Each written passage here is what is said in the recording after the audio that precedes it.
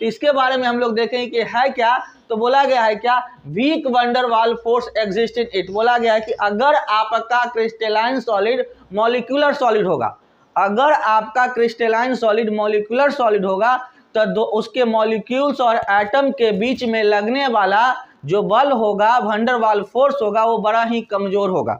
ठीक है, comparison of क्या, तुलना में किसका, तो आयोनिक सॉलिड, मेटलिक सॉलिड और क्या था, कोवैलेंट सॉलिड। इसकी अपेक्षा में इसका वीक, इसका अगर सिंपल सा बोले कि मॉलिक्यूलर सॉलिड किसे कहते हैं, तो वैसा क्रिस्टलाइन मॉलिक्यूलर सॉलिड जिसका वंडर वाल फोर्स जो होता है बहुत ही कम होता है, यानी जो आसानी से मेल्ट हो जाए, ब्रेक हो जाए, टूट जाए, तो उसे क्या कहते हैं, molecular solid. Just for example हमारा क्या है, ड्राई आइस। ठीक है, सूखा क्या कहते हैं, बर्फ। बर्फ को क्या कहते हैं, सिंपल अगर रख दे तो, अगर उसमें टेम्परेचर ना भी दे तो धीरे धीरे धीरे धीरे क्या हो जाएगा, गल जाएगा, पिघल जाएगा। ठीक है, उसी तरह से क्या कहते हैं, मीथेन CH4।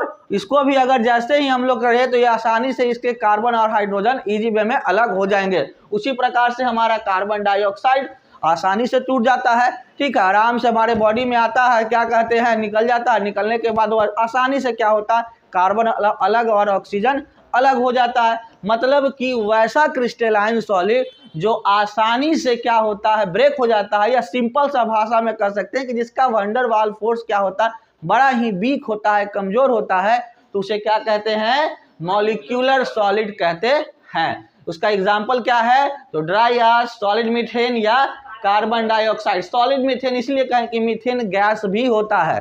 ठीक है, अब ऐसा नहीं कि सिर्फ मीथेन कहेंगे तो मीथेन का मतलब हो जाएगा गैस। यहाँ पर हमने सॉलिड मीथेन की बात की है, कोई दिक्कत नहीं ना। आगे की ओर चलते हैं। अगला हमारा क्या है, आयोनिक सॉलिड। कि आयोनिक सॉलिड किसे कहते हैं। ठीक है, तो आयोनिक सॉलिड के बारे में बताया गया क्या, in it strong Columbian force exist. बोला गया है क्या कि अगर आपका सॉलिड जो हो आयोनिक सॉलिड हो तो दोनों के बीच में लगने वाला जो फोर्स होगा, कोलम्बियन फोर्स जो होगा, वह क्या कहते हैं, क्या होगा, स्ट्रांग होगा, काफी मजबूत होगा। अब कोलम्बियन फोर्स क्या होता है, कोलम्बियन फोर्स क्या होता है, तो आगे चल के आपको शायद पढ़ाए होंगे या पढ़े होंगे, फिजिक्स में पढ़े होंगे कि अगर कोई बिंदु A है और कोई बिंदु B है, ठीक है, और या इस पर क्या कहते हैं, चार्ज रखा हुआ है Q, और इस पर चार्ज रखा हुआ है क्या, 2Q या Q1 Q2 कर सकते हैं।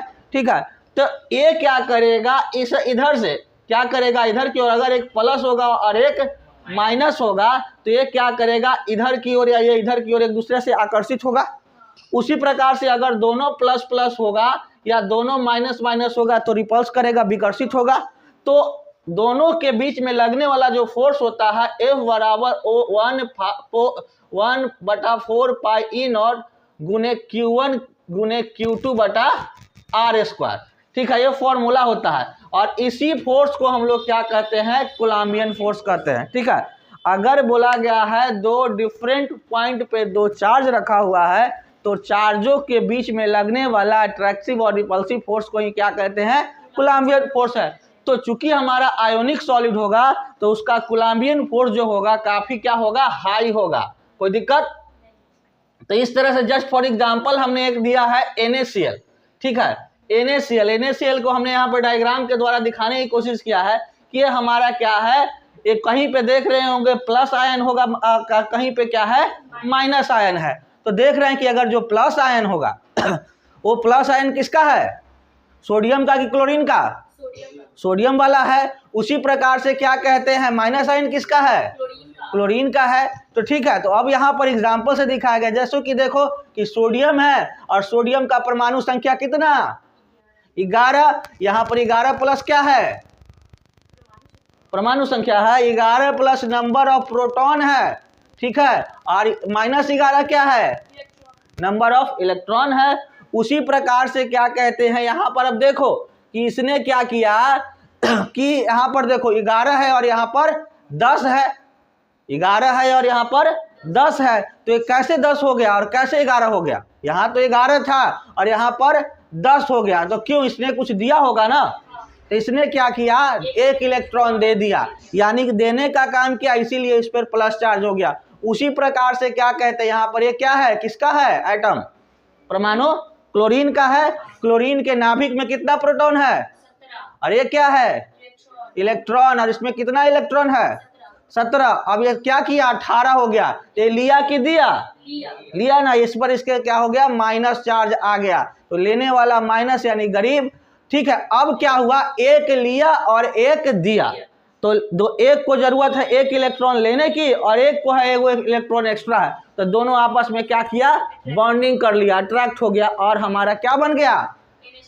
NaCl यानी कि आयोनिक सॉलिड बन गया। यानी कि वैसा सॉलिड जिसको हम लोग आसानी से क्या कहते हैं, उसके आयंस में ब्रेक कर सकते हैं और जिसका कूलम्बियन फोर्स क्या होगा? हाई होगा।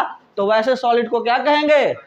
आयोनिक सॉलिड कहेंगे। कोई दिक्कत नहीं ना। अब